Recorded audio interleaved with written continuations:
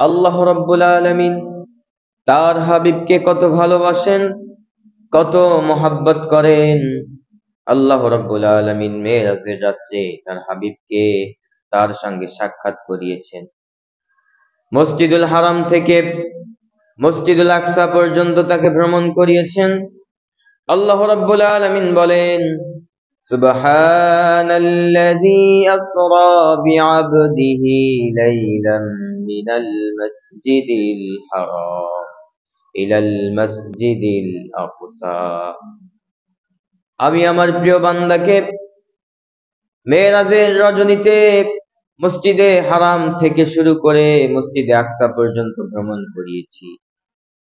আমার নবী যখন মেরাজে গেলেন, মেরাজ থেকে ফিরে আসলেন, বিশ্বনবী বর্ণনা করলেন, আমি মেরাজে গিয়েছি, মাঝরাতে বাইতুল মাকদাস দেখেছি, আল্লাহর সঙ্গে কথা বলেছি, আল্লাহর আরশ দেখেছি, জান্নাত দেখেছি, জাহান্নাম দেখেছি।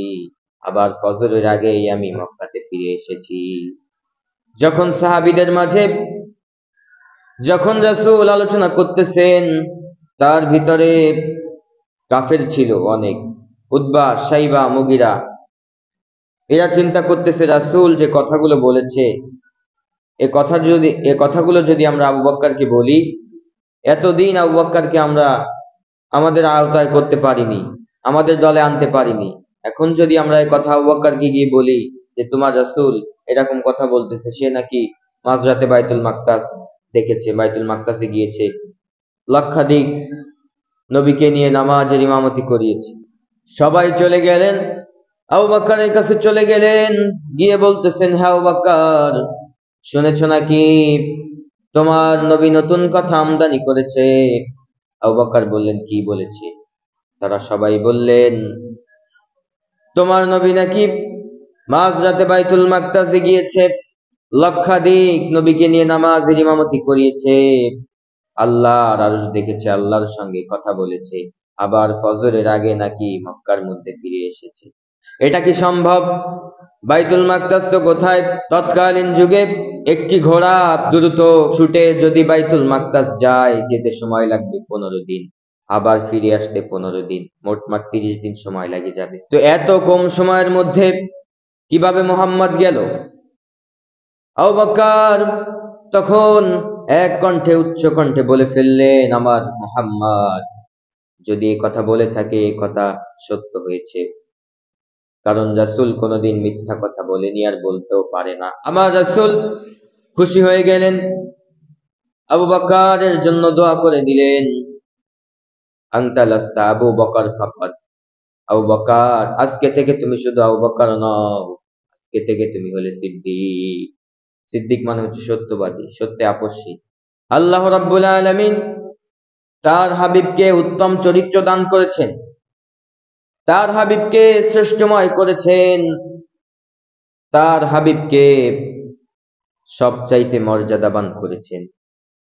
আল্লাহ রাব্বুল আলামিন দুইজন নবীকে সম্মানিত করেছেন, শ্রেষ্ঠ করেছেন। আল্লাহ রাব্বুল আলামিন বলছেন, লাকাদ কানা লাকুম ফি রাসূলিল্লাহি উসওয়াতুন হাসানা। কোরআনের মধ্যে আল্লাহ রাব্বুল আলামিন নবীদের জন্য দিয়ে দিয়েছেন উত্তম চরিত্রবান। লাকাদ কানা লাকুম ফি রাসূলিল্লাহি উসওয়াতুন হাসানা, তোমাদের জন্য, তোমাদের ভিতরে সবচাইতে মর্যাদা, সবচাইতে উত্তম চরিত্র তোমার রাসূলকে দিয়েছি।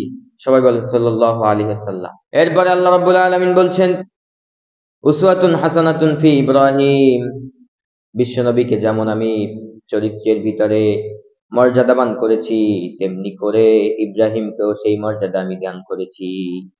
ও নবী, ইব্রাহিমের মধ্যে আর আপনার মধ্যে তেমন কোনো পার্থক্য নাই।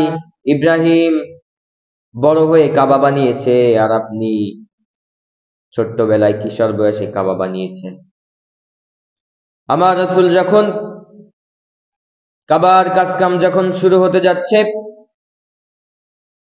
ছোট্ট বয়স, 10 বছর বয়স, রাসূলের বয়স তখন 10 বছর বয়স আমাদের, আমরা কি করি? লুঙ্গি খুইলা খালে ডুবাই, যতক্ষণ না আমাদের চোখ লাল না হয়, ঠিক কিনা? কিন্তু রাসূল কি করেছেন? রাসূলের আমাদের ভিতর যে লজ্জা বোধটা, এটা আমাদের ভিতর নাই, কিন্তু রাসূলের ভিতর এটা ছিল। সে কথাই বলা হচ্ছে যে ছোট্ট বয়সে রাসূল কি করেছেন। তো সবাই টানতেছেন, একাই রাসূল 2টা পাথর টানতেছেন, কিন্তু রাসূলের লুঙ্গি খোলে নাই। সবাই টানতেছেন একটা, আর রাসূল টানতেছেন 2টা, কিন্তু রাসূলের লুঙ্গি খোলেন নাই। তারা সব লুঙ্গি খুলে ঘাড়ে বাঁধছে, যাতে ঘাড়ে ব্যথা না হয়। রাসূলের চাচা আবু জাহেল এসে বললেন, হে মুহাম্মদ, সবাই লুঙ্গি খুলে পাথর টানে, তুমি কি করো? তুমিও লুঙ্গি খোলো। রাসূল বললেন, না, আমি লুঙ্গি খুলবো না। এক পর্যায়ে জড়াজড়ি করে জোর করে যখন লুঙ্গির খোঁটটা টান দিলেন, রাসূল সঙ্গে সঙ্গে বেহুশ হয়ে গেলেন। রাসূলের লজ্জাস্থান কেউ দেখতে পারলো না, রাসূলের সম্মান নিয়ে কেউ টানাহানি করতে পারলো না। আমাদের ভিতর যদি এই মনোবলটা থাকে, আমরাও রাসূলের আদর্শে আদর্শবান হতে পারি। আল্লাহ রাব্বুল আলামিন এই মেরাজের রাত্রে কিভাবে আল্লাহ তাআলাকে মাফ করবেন? আপনি হাজারো গুনাহ করেছেন, হাজারো অন্যায় করেছেন, অপরাধ করেছেন, কিন্তু এই মেরাজের রাত্রে যদি আপনি ইবাদত করেন, আপনার এই ইবাদতটি গ্রান্টেড হয়ে যাবে, কবুল হয়ে যাবে। বলেন সুবহানাল্লাহ। অনেকে রোজা রাখে, এটাও আপনাদের জন্য উত্তম, কারণ এই মেরাজের রাত্রে আল্লাহ রাসূল সাল্লাল্লাহু আলাইহি ওয়াসাল্লাম আমাদের জন্য নামাজ নিয়ে এসেছিলেন। আল্লাহ দিয়েছিলেন 50 রাকাত নামাজ। রাসূল কমাতে কমাতে কমাতে কমাতে 5 ওয়াক্ত নামাজ আমাদের জন্য এনেছিলেন। আল্লাহ দিয়েছেন 50 ওয়াক্ত, আর রাসূল কমাতে কমাতে 5 ওয়াক্ত নিয়ে এসেছিলেন। এই 5 ওয়াক্ত নামাজও আমরা এখন পড়তে পারি না, আমাদের কি দুর্ভাগ্য। আবার এই মেরাজে গিয়ে আল্লাহ রাব্বুল আলামিন রাসূলকে এমন কিছু দেখিয়েছিলেন যা ইতিপূর্বে আমাদের মাঝে ঘটবে। মেরাজে গিয়ে আল্লাহ রাসূল সাল্লাল্লাহু আলাইহি ওয়াসাল্লাম দেখতেছেন জাহান্নামের ভিতরে জাহান্নামীরা কাতরাচ্ছে, তাদেরকে কেমন ভাবে শাস্তি দেওয়া হচ্ছে, নামাজ না পড়লে তাদের কি অবস্থা হবে, এটা তিনি দেখে এসেছেন। আবার জান্নাতের মধ্যে কেমন অবস্থা, জান্নাতে কত শান্তিময়, কত সুখ আল্লাহ রাব্বুল আলামিন তাদেরকে দান করেছেন, এটাও তিনি দেখে এসেছেন। ফেরেশতাদের সঙ্গে কথা বলেছেন, ফেরেশতাদের সঙ্গে সাক্ষাৎ করেছেন আল্লাহ রাসূল। আমার নবী যখন মেরাজের রাত্রে যখন যাবেন, বুরাক চলে এসেছে, আল্লাহ রাসূল বুরাকে উঠে গেলেন। উঠে গিয়ে 7 আসমানে চলে গেলেন। এক এক আসমানে এক এক নবীর সঙ্গে দেখা। এক আসমানে ইব্রাহিমের সঙ্গে দেখা হয়ে গেল, সাইয়েদিনা ইব্রাহিমের সঙ্গে দেখা হয়ে গেল।